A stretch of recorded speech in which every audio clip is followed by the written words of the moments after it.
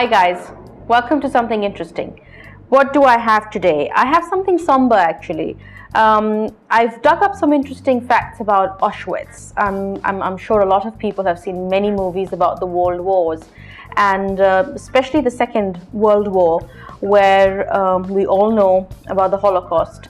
Auschwitz has a very important part. It was a concentration camp, and it was originally a Polish army barrack. And in the 1940s, it was used for Polish resistance and intelligentsia. People were, used as prisoners of war there. It expanded to take in Soviet prisoners, and then it was used for the final solution that Hitler had. Auschwitz itself, in terms of its size, this is just to give you an idea in terms of its size, Auschwitz I, and then Auschwitz-Birkenau, and lastly, there was Monowitz or Auschwitz III, which was a chemical plant where people worked in inhuman conditions, and a lot of people actually got saved from dying if they actually worked in the chemical plant. And the camp itself was really like a small town. There was grocery stores, there was a cinema, there was a theater. So that's just to give you a sense of how big Auschwitz was in terms of being a prison. And Auschwitz-Birkenau was the one with the most notorious reputation, because that really was the extermination camp. Interestingly, the main gate of Auschwitz said Arbeit macht frei, which actually meant work sets you free. So for a lot of people, they thought that if they're going there and if they worked really hard, they'd actually be set free. So they actually thought that was a way to freedom, which was really not the case. In total, 1.1 million people died in a span of 4.5 years at Auschwitz, and that's a very crazy number. And that 1.1 million actually included not just the Jews, but the Polish political prisoners, the Soviet prisoners of war, gypsies, and homosexuals. Actually, Hitler had a serious problem with homosexuals. He thought that if you can't reproduce, and if you are not able to bring in the superior race, then you're of really no use. And the Nazis would offer women the option of light work. And what was light work? Well, it was kind of prostitution. So that's the added, I would say, insult to injury.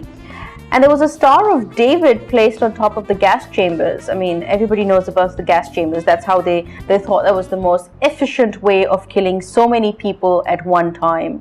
And the gas chambers actually said, "This is the gateway to God. The righteous men will pass through." When people used to come to the camp, they were seen as unfit for work, and they were taken straight to the gas chamber. So the minute you landed to Auschwitz, it was right, left, and you were taken to the gas chambers, and you would be broken away from your families. You never see them again, and that was really the end of it. Another interesting fact about the Auschwitz was that the SS, the Nazis, actually used some of the prisoners to throw the bodies of other prisoners into the crematoria, and the guards would then kill those people because they wanted to keep everything a secret. So even if you did the dirty job for them, it wasn't like you were going to get freedom. In total, there were 170 female SS staff, but 2 were really, really infamous. One was Maria Mandel, and she was an Austrian. She was born in Austria, of course, and a daughter of a shoemaker. And she had such an awful reputation that she was actually called the Beast. And she herself was responsible for the death of over 500,000 women in Auschwitz. And she was then caught by the American army. She tried to flee in 1945, but she was caught by them, and then she was sentenced to death in 1948, and she was only 36 years old. There was another one who was again very, very infamous, and that was Irma Grese.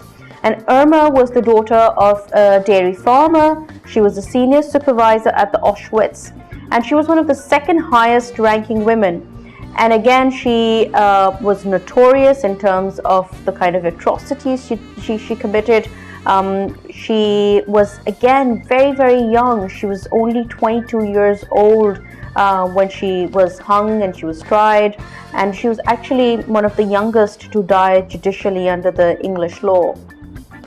There's a third character who is, again, quite infamous, and that's Dr. Joseph Mengele.